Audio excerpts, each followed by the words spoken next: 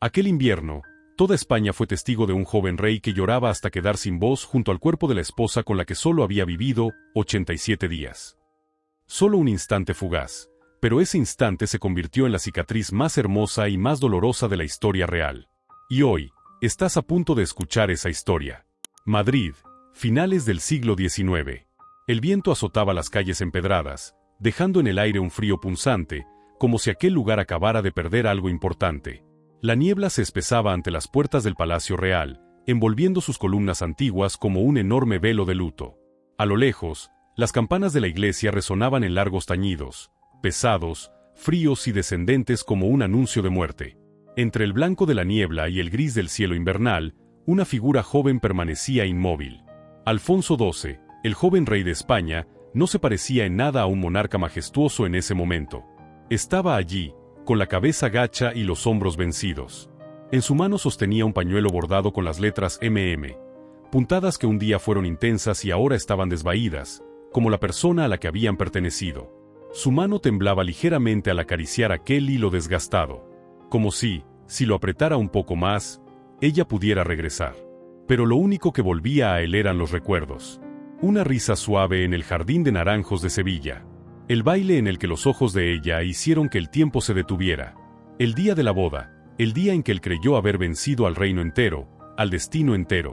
Y luego, solo unos meses después, ese destino respondió con crueldad. María de las Mercedes se había ido para siempre. Una voz narrativa se alza, grave y suave como la seda. Hay amores que solo alcanzan a florecer, pero no a vivir. Hay quienes nacen para ser reyes, pero no pueden retener a la única mujer que aman en toda su vida. La pérdida de María no solo cubrió Madrid con velos blancos, también convirtió a Alfonso, un rey de 19 años lleno de esperanza, en un joven condenado a vivir para siempre con la sombra de su esposa fallecida. ¿Lo oyes? En el tañido de esas campanas, aún resuena el dolor de hace más de un siglo, como si la historia aún no estuviera lista para dejar atrás este relato. Siéntate un momento. Deja que tus oídos se calmen, que tu corazón se abra. Camina despacio, porque estás a punto de entrar en un fragmento de memoria que España jamás ha olvidado.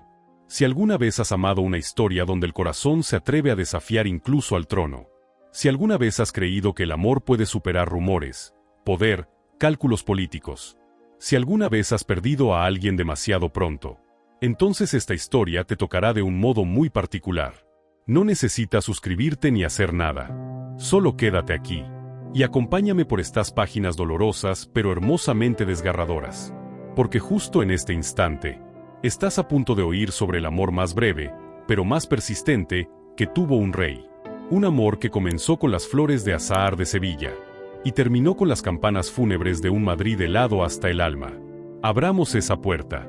La puerta que conduce a la tragedia más hermosa de la realeza española. La historia de Alfonso XII y María de las Mercedes. El Madrid de finales del siglo XIX era una tierra exhausta, donde las continuas turbulencias políticas caían sobre el país como grandes tormentas que golpeaban una nación resquebrajada. La corte de entonces no era más que un escenario donde cada facción agarraba una esquina del telón, tirando con todas sus fuerzas para dominar el trono. En ese contexto, creció un niño real no entre los lujos del Palacio de Madrid, sino en habitaciones frías y llenas de la sensación de desamparo del exilio. Ese niño era Alfonso, a quien la historia más tarde llamaría Alfonso XII. Desde muy pequeño, Alfonso tuvo que abandonar su tierra natal junto a su madre y su familia, después de que la reina Isabel II fuera derrocada. Los años vividos entre París y diversas ciudades europeas dibujaron en su infancia la imagen de maletas que nunca llegaban a vaciarse, de viajes sin destino final y de cenas silenciosas donde el sonido de los cubiertos resonaba más que las risas. La soledad en el corazón de un niño no nace de la falta de comodidades, sino de despertar cada mañana en un lugar nuevo, frente a rostros nuevos, con la sensación de no pertenecer a ninguna parte. En medio de ese constante vaivén, el corazón de Alfonso se volvió extrañamente sensible, como si un pequeño gesto de calidez fuera suficiente para hacerlo vibrar con fuerza. Y fue precisamente en esos días aparentemente grises cuando el destino introdujo en su vida lo más hermoso, y también lo más cruel, su primer amor. En aquel regreso a España durante una primavera, el joven de 17 años no sabía que ese viaje cambiaría su vida para siempre.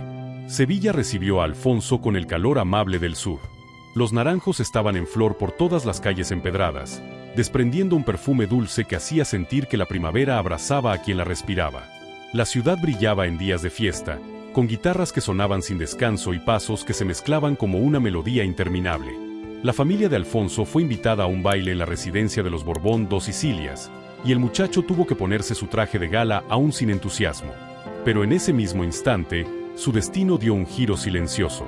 En el gran salón iluminado, mientras Alfonso aún lidiaba con saludos y formalidades, ella entró. María de las Mercedes, entonces apenas de 15 años, apareció como una luz suave en medio de la sala resplandeciente. Su vestido blanco, sencillo, la hacía parecer una flor de azahar recién abierta, delicada y pura. Sus ojos castaños irradiaban una ternura sin artificios, su cabello oscuro caía suavemente sobre los hombros, y la sonrisa que dedicó accidentalmente a una doncella hizo que Alfonso quedara paralizado. No era una sonrisa para él, pero era una sonrisa capaz de hacerle olvidar dónde estaba, e incluso quién era. En ese instante, Sevilla se volvió borrosa, la fiesta se volvió distante, y los años oscuros del exilio quedaron atravesados por una luz suave llamada Mercedes. Cuando fueron presentados, Mercedes inclinó la cabeza, y sus ojos se curvaron como una luna creciente. Solo ese pequeño gesto bastó para que Alfonso, que había visto cientos de sonrisas cortesanas en innumerables recepciones, sintiera que había algo distinto. El encanto de ella no era aprendido en la corte. Venía de su sinceridad, de su juventud sin miedo a heridas, de un corazón no encadenado por deberes ni cálculos. Y Alfonso, que creció en habitaciones frías donde siempre debía contener sus sentimientos, deseaba aquello más que nadie. Después del baile, comenzaron a buscar la manera de verse, aunque ninguno lo dijera abiertamente.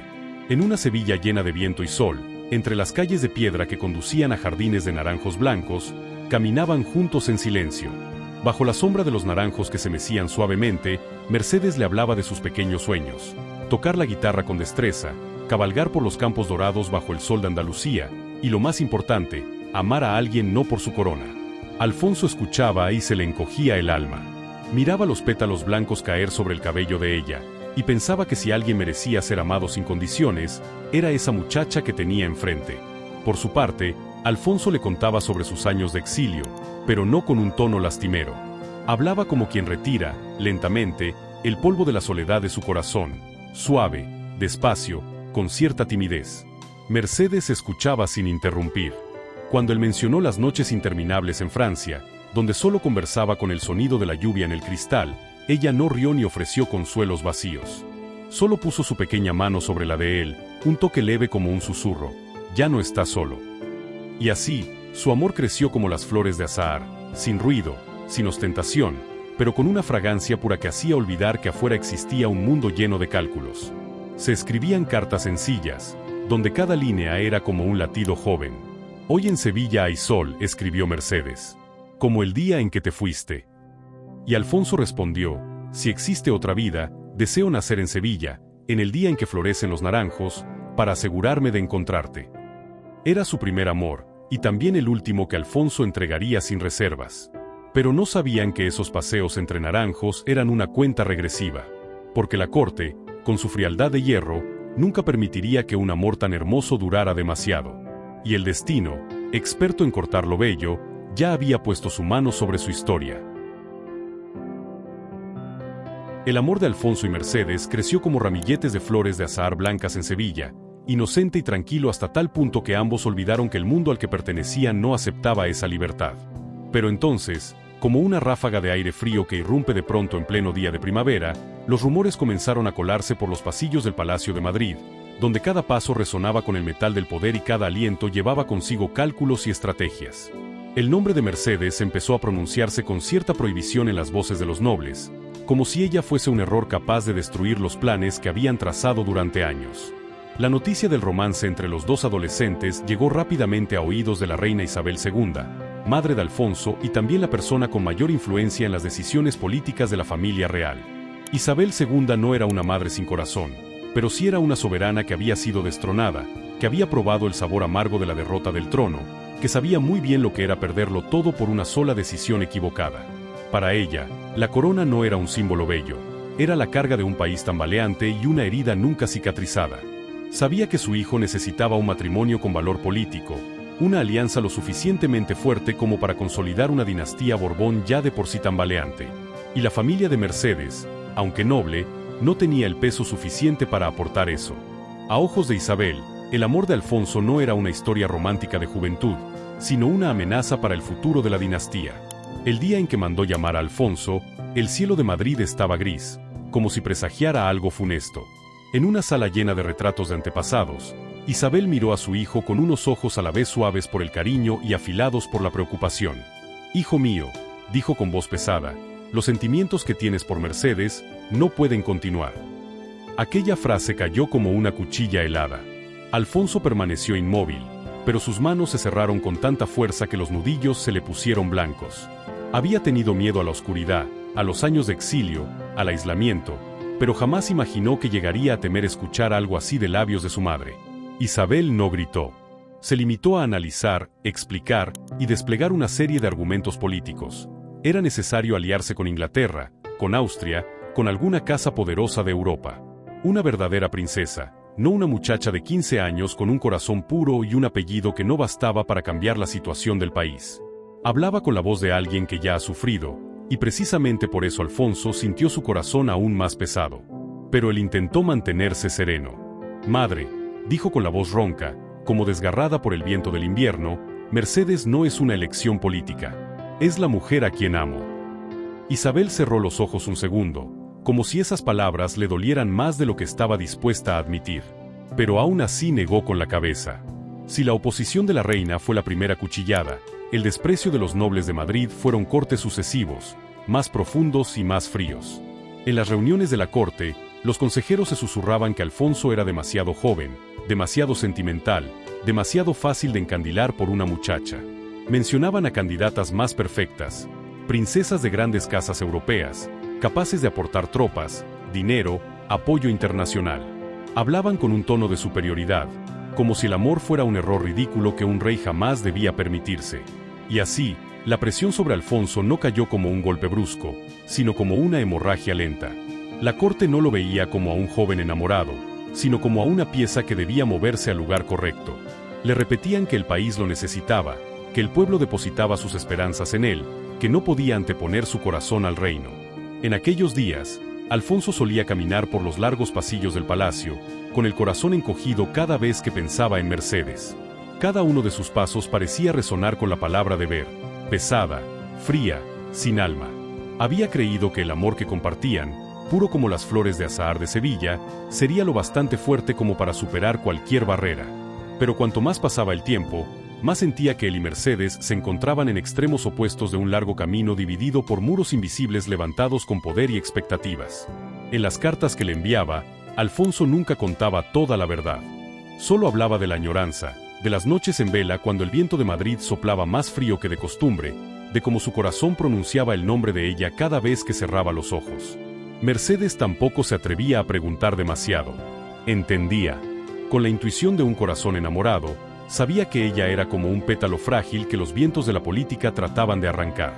Pero seguía escribiendo, seguía creyendo, seguía aferrada a la esperanza. No sabía que, a veces, la esperanza es precisamente lo que hace que el dolor sea más profundo. El día que Alfonso recibió la carta de su madre exigiéndole poner fin a todo contacto con Mercedes, permaneció sentado durante horas en su despacho, sin encender la luz. El viento se colaba por la rendija de la ventana y hacía temblar el papel sobre la mesa, como si también quisiera protestar contra la crueldad del destino. Pero él sabía que, si seguía adelante, arrastraría a Mercedes al torbellino de la corte, donde todo lo bello acabaría siendo triturado. Y por primera vez en su vida, Alfonso se sintió tan impotente como un hombre cualquiera ante una tormenta. Su amor, que había sido como un par de flores de azahar abiertas bajo el sol de primavera de Sevilla, ahora era como dos pajarillos encerrados en jaulas doradas. Desde fuera, todos creerían que vivían rodeados de lujo, pero solo ellos sabían que una jaula dorada seguía siendo una jaula. Aquellos dos corazones, que se habían tocado con tanto calor que parecían imposibles de separar, ahora eran arrastrados lejos el uno del otro por cadenas invisibles, cadenas de deber, de política, de cosas que la juventud jamás quiso conocer. En ese tiempo, Alfonso sintió que no solo estaba perdiendo su amor, sino también parte de su humanidad. Porque un rey futuro podía arrodillarse ante su país, pero no podía inclinarse ante su propio corazón. Y, dolorosamente, tuvo que aprenderlo demasiado pronto. El tiempo pasó como páginas de un libro que el viento pasa demasiado deprisa. España, tras años sumida en el caos, empezó poco a poco a recuperar su respiración. Y cuando el país llamó, Alfonso, el joven que había sido desterrado de su propia tierra, fue invitado a regresar, ya no como un niño solitario perdido por Europa, sino como el futuro rey en quien el pueblo depositaba sus esperanzas. El día en que volvió a pisar Madrid, la ciudad seguía gris, seguía fría, pero de algún modo se parecía al abrazo de una madre, al calor de un hogar que se creía perdido y de pronto se recupera. Sin embargo, en el corazón de Alfonso, entre los vítores del pueblo y las banderas ondeando en la plaza, había un vacío imposible de llenar. Mercedes no estaba allí. El joven rey subió al trono entre música, juramentos y las miradas escrutadoras de la corte. Alfonso XII, ese nombre resonaba por todo el país, encendiendo la esperanza de una nueva era. Se colocó la pesada capa real sobre los hombros, pero en el pecho seguía llevando una herida que no había cicatrizado. Muchas noches, cuando el trabajo del día había terminado y Madrid dormía en el frío, Alfonso se sentaba solo en el balcón del palacio y miraba al cielo. Recordaba Sevilla. Recordaba las tardes paseando bajo los naranjos, la voz suave de Mercedes, el perfume de las flores blancas cada vez que ella reía. Aunque lo habían obligado a alejarse de ella, aquel amor no solo no se había apagado, sino que ardía con más fuerza con cada año de separación. Las tensas reuniones del consejo, los decretos interminables, las negociaciones secas, todo eso solo la hacía darse más cuenta de que estaba viviendo una vida pesada, desprovista de la única cosa que daba sentido a los latidos de su corazón. Y así, cuando el poder regresó a sus manos, lo primero que Alfonso pensó no fue en la política, ni en reforzar alianzas, sino en una pregunta que le ardía por dentro. ¿Seguiría Mercedes esperándole? Ese corazón, aunque coronado, seguía perteneciendo a Sevilla, pertenecía a la joven de ojos castaños dulces a la que jamás había podido olvidar. Pero él sabía que, para volver a tocarla, tendría que enfrentarse no solo a la distancia, sino a un muro político hecho de restricciones y miradas críticas de la corte. Aún así, eso que llamaban deber parecía siempre empequeñecerse cuando se hallaba frente a un amor que había sobrevivido al tiempo y a la separación. Y un día, tras incontables noches de desvelo, Alfonso tomó la decisión que haría temblar a toda la familia real. Decidió casarse con Mercedes. Esa decisión llegó justo después de una reunión del consejo que se prolongó hasta medianoche. Los consejeros discutían matrimonios que pudieran traer alianzas, caminos políticos, ventajas diplomáticas. Los nombres de princesas de Austria, de Inglaterra, de Italia se colocaban sobre la mesa como piezas en un tablero de ajedrez. Alfonso escuchó todo en silencio, sin oponerse, sin asentir. Solo apoyó la mano en su pecho, donde un dolor sordo latía como una pequeña llama a punto de estallar. Cuando la reunión terminó, se levantó y habló con una voz tranquila pero tan firme que la sala, acostumbrada a gobernar, quedó en silencio absoluto. Ya he tomado una decisión. Todas las miradas se dirigieron hacia él. Me casaré con Mercedes de Orleans.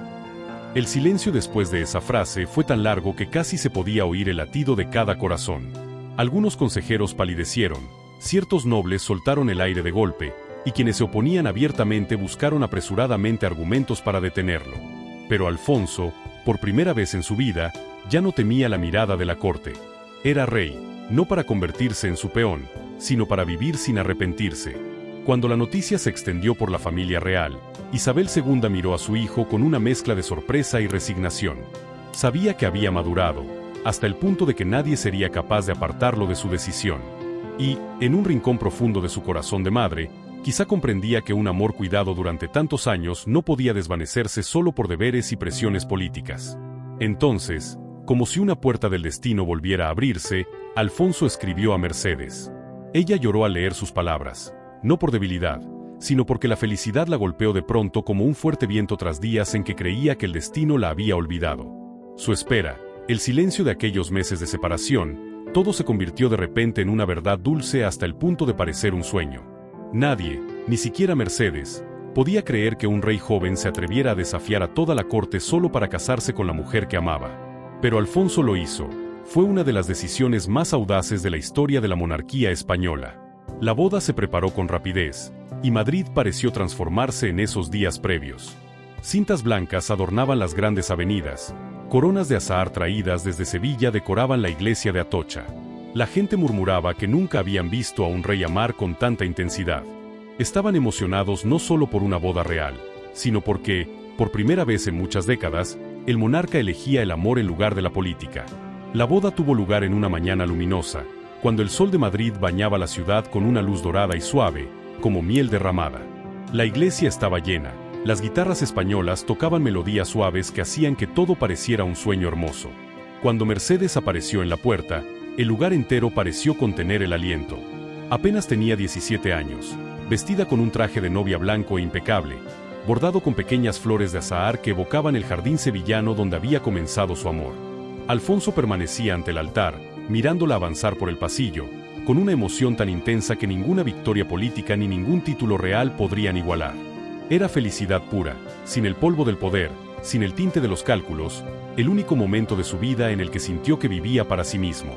Cuando Mercedes se acercó, la luz que entraba por las vidrieras iluminó su rostro y la hizo parecer un ángel venido desde los soles de Andalucía. Alfonso extendió la mano, ella la puso en la suya, y los dos sonrieron, una sonrisa que toda España recordaría después. Los votos resonaron en la amplia iglesia. En la felicidad y en el dolor, en la prosperidad y en la adversidad, prometemos permanecer siempre juntos. Las guitarras sonaron de nuevo, suaves como el viento que acaricia viejas cicatrices de los años de separación. Cuando la ceremonia terminó y Alfonso condujo a Mercedes fuera de la iglesia, el pueblo de Madrid estalló en vítores como si saludara el comienzo de una nueva era, una era en la que el joven rey se había definido a sí mismo por su corazón y no por la política. Aquel día, Madrid era extrañamente hermosa. El viento traía el aroma de las flores de azahar esparcidas por las calles, como si la propia Sevilla hubiera acudido a bendecir a la pareja. Y en todos los relatos de la historia, se dice que fue el único día en el que Alfonso XII fue verdaderamente feliz por completo, sin compartir esa alegría con el trono ni repartirla con ninguna otra obligación. En los ojos de Mercedes, Alfonso vio el futuro que siempre había soñado, un futuro sin muros políticos fríos, sin noches interminables de soledad.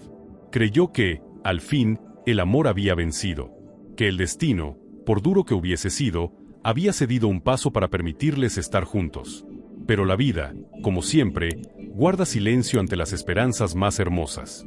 Porque justo en el momento en que creyeron haber superado todo, la tragedia se acercaba en silencio, ligera como una brisa, pero afilada como una cuchilla escondida bajo un pañuelo de seda. La felicidad tras la boda aún no había dado fruto cuando el destino extendió sobre ellos su mano helada, como si hubiera estado esperando el momento en que sus corazones brillaran con más fuerza para apagarlos. En los primeros días después del enlace, Madrid se llenó de música, risas y expectativas.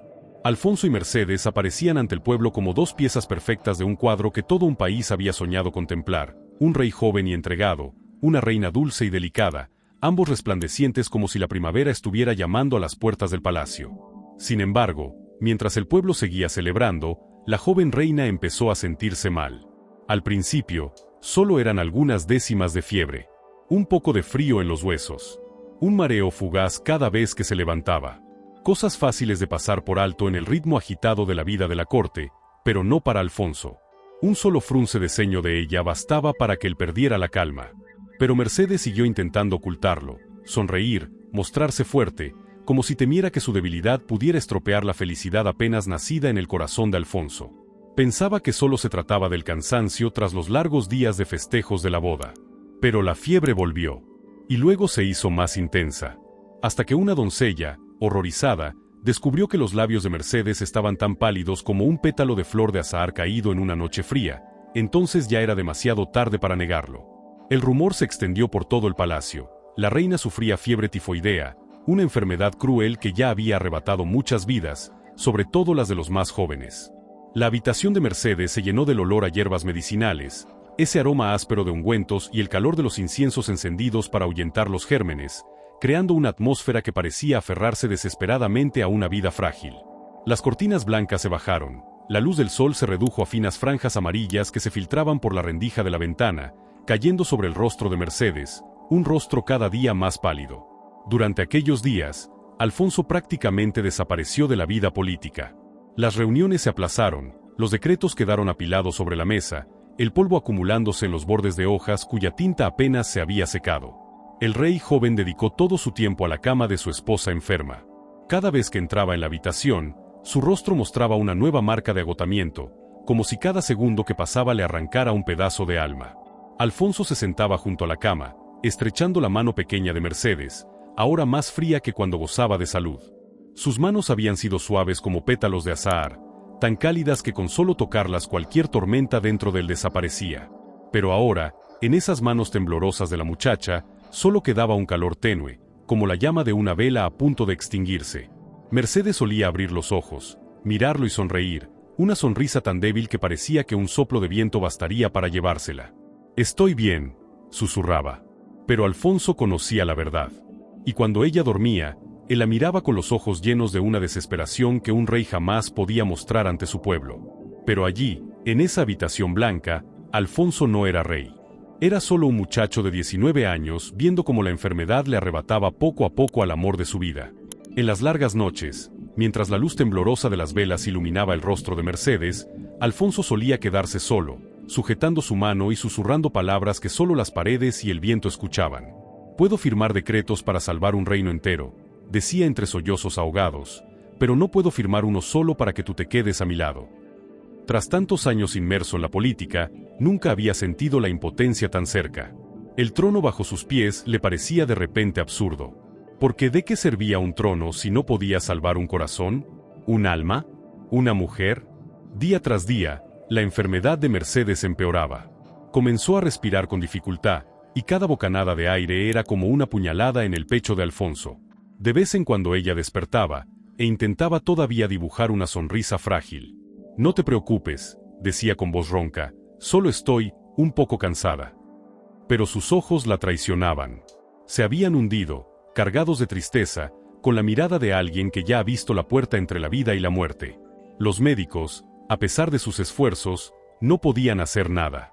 Se turnaban para ofrecer nuevos remedios, nuevas esperanzas, pero cada día salían de la habitación con la mirada baja. Ellos lo sabían, y Alfonso también. El tiempo de Mercedes se escapaba más rápido que cualquier plegaria. Una noche, Madrid fue azotada por una fuerte lluvia. El viento sacudía las ventanas, la lluvia golpeaba el tejado del palacio como los golpes del destino marcando un ritmo. Alfonso seguía sentado junto a la cama, apretando la mano de ella como si temiera que, si la soltaba un solo instante, Mercedes se disolvería en la oscuridad exterior. Ella abrió los ojos y lo miró largamente, como si quisiera grabar su imagen en lo más profundo de su memoria. Él se inclinó, apoyó su frente sobre la de ella y sus respiraciones se mezclaron. «No te vayas», susurró Alfonso con voz entrecortada. «Por favor, no te vayas». Ella negó suavemente con la cabeza, los labios pálidos curvándose en una sonrisa agotada. «No quiero irme», murmuró, con un aliento tan ligero como la brisa. «Pero sí, si tengo que irme, entonces no estés triste. Porque he vivido suficiente, con solo poder amarte». Una lágrima ardiente cayó sobre la mano de ella. Alfonso apretó los dientes, intentando tragar el nudo en la garganta, pero su corazón se rompía en pedazos diminutos. Jamás en su vida había odiado tanto su propia impotencia. Odiaba el trono que ocupaba, odiaba el destino que le había concedido la felicidad solo para arrebatársela con tanta crueldad. Cerca del amanecer, Mercedes estaba tan débil que apenas podía articular palabras. Su respiración era entrecortada, y sus ojos castaños, antes llenos de vida, solo conservaban un brillo tenue, como el de una lámpara de aceite a punto de apagarse. Hizo un esfuerzo por apretar la mano de Alfonso una vez más. Su pequeña mano tembló como un pájaro exhausto a punto de abandonar el nido. «Alfonso», susurró, «sí, si hay otra vida, quiero volver a encontrarte, bajo los naranjos de Sevilla». El corazón de Alfonso sintió como si alguien lo estrangulara. Todo dentro de él quería gritar, detenerla, ofrecerlo todo, el trono, la gloria, incluso su propia vida, a cambio de un solo aliento más de ella. Pero no podía. Y en el instante en que Mercedes cerró los ojos y su último suspiro se deshizo, ligero como un velo blanco llevado por el viento, Alfonso se desplomó junto a ella. No como el rey Alfonso XII, sino como un joven de 19 años que acababa de perder al amor de su vida. Él tomó sus manos ya frías, las acercó a su rostro y lloró como un niño. El llanto, contenido demasiado tiempo, estalló como la rama de un árbol que se quiebra en pleno invierno. No hubo campanas, ni ceremonias, ni preparación alguna, solo una verdad cruel. Mercedes se había ido, llevándose con ella el corazón de Alfonso. Tras la ventana, la lluvia seguía cayendo, como si toda Madrid llorara junto al joven rey. La noticia de la muerte de la joven reina María de las Mercedes se extendió por Madrid más rápido que cualquier viento frío. Y a la mañana siguiente, toda la ciudad se cubrió de un blanco triste, como si el propio cielo se inclinara ante aquel dolor. Los habitantes, sin necesidad de citarse, acudieron frente al palacio, apretándose unos contra otros en un silencio denso. Nadie se atrevía a hablar, porque parecía que cualquier sonido rompería la atmósfera de duelo que cubría la capital. Las campanas de las iglesias comenzaron a sonar desde el amanecer, con un tañido largo, grave y triste que parecía arrastrarse por el cielo gris. Su eco se coló en cada callejón, en cada tienda, en cada casa, penetrando incluso en los sueños más profundos y despertando el corazón de toda una nación. Se decía que nunca antes las campanas habían sonado tan pesadas, como si cada repique cargara con un peso de pérdida que ninguna palabra podía expresar. El funeral de la joven reina tuvo lugar bajo un cielo madrileño que dejaba caer una lluvia fina, suave, como un velo de luto sobre la ciudad. El carruaje fúnebre negro avanzaba lentamente por las calles, sus ruedas aplastando la piedra húmeda y produciendo un sonido pesado que hería el alma de quien lo oía. A ambos lados del camino, la gente se arrodillaba, muchos se tapaban la boca con la mano para ahogar los sollozos. No lloraban solo por una reina de 18 años que apenas había comenzado a vivir antes de marcharse. También lloraban por el joven rey, que avanzaba junto al ataúd con el rostro sin una gota de color. Alfonso no lloró frente al pueblo. Se mantuvo erguido, con los ojos enrojecidos pero secos, como si todas sus lágrimas se hubiesen derramado la noche en que Mercedes exhaló su último suspiro. Depositó sobre el ataúd una rama de flor de azahar blanca, la última flor traída desde Sevilla. Esa imagen estranguló la garganta de todo Madrid, porque todos sabían que no era solo una flor. Era un recuerdo, el primer amor, una promesa truncada entre ambos. Cuando el cortejo fúnebre pasó, nadie habló, nadie rió. Solo se escuchaba la lluvia, las ruedas del carruaje y el suspiro de la ciudad entera. La gente contaría después que aquel día incluso los hombres más duros, los que nunca habían llorado, se limpiaron en silencio las comisuras de los ojos. Decían, es cruel que un amor tan hermoso sea arrebatado en solo unos meses. Pero el que más sufría, por encima de todos, era Alfonso. Tras el funeral, el rey casi desapareció del mundo. Se movía por el palacio como una sombra, con la mirada vacía. Las estancias donde antes resonaban las risas de Mercedes estaban ahora tan silenciosas que se podía oír al viento colarse por las rendijas. Mantuvo intacta la habitación de ella, los pañuelos que había bordado, los libros que dejó a medio leer, incluso la almohada que todavía conservaba su perfume, ese olor suave y delicado a flor de azahar. Algunas noches, los sirvientes veían al joven rey de pie ante la puerta del cuarto de Mercedes, con la mano en el pomo, como si al abrirlo ella fuera a sonreír, correr hacia él y abrazarlo como en aquellas breves noches felices tras la boda. Pero nunca tuvo el valor de girar la manija. Esa puerta se había convertido en una frontera invisible entre la vida de Alfonso antes y después de la muerte de ella, una puerta detrás de la cual se hallaba un mundo entero que había perdido. Alfonso se encerró en su dolor, pero lo extraño fue que ese dolor no lo debilitó. Al contrario, se convirtió en la fuerza que lo sostenía, como si el amor que Mercedes había dejado en su corazón siguiera vivo y le recordara que debía seguir adelante, vivir también por ella. Iba a la iglesia cada día, y se arrodillaba durante horas ante su imagen. Buscaba consejo en los sacerdotes, aunque, en realidad, no necesitaba consejos, solo necesitaba un lugar donde dejar su dolor, aunque fuera por unos minutos. No se detuvo ahí. Alfonso mandó transformar la iglesia de Atocha en un lugar de memoria para ella, un templo tan grande y hermoso que cualquiera que entrara podía sentir lo sagrado del amor que lo inspiraba. Ordenó que se esculpieran flores de azahar en sus muros, la flor unida a Mercedes desde el primer encuentro hasta su partida. Y a los pies de la Virgen, colocó el pañuelo bordado con las iniciales MM, como si una parte del cuerpo de ella siguiera habitando en su mundo. La gente llamó a eso el amor eterno de un rey. Pero en realidad, para Alfonso, no se trataba de romanticismo. Era la verdad de un corazón incapaz de olvidar. Mercedes ya no estaba, pero su amor se mantenía en cada respiración de él, en cada paso que daba por los fríos pasillos del palacio, en cada decisión que tomaba pensando en la felicidad de su pueblo, porque ella lo había deseado así.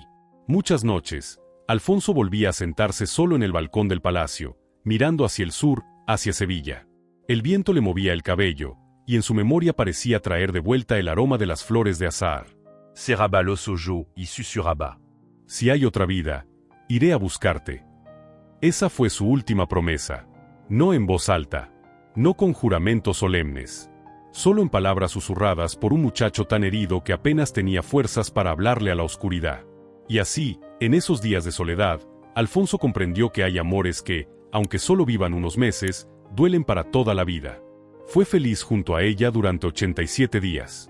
Pero esos 87 días se convirtieron en una llama que ardió sin apagarse, calentando su corazón hasta el final, aunque a veces ese mismo fuego lo derretía tanto que ya no se reconocía a sí mismo.